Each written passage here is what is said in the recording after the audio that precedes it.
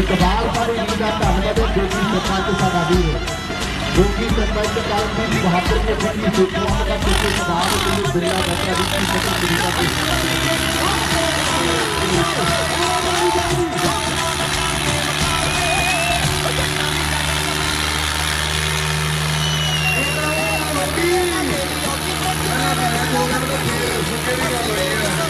क्योंकि हजे कुछ भी हो सकता है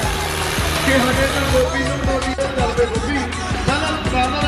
फिर सलाम फिर नोट फिर भी गल उठी नहीं है।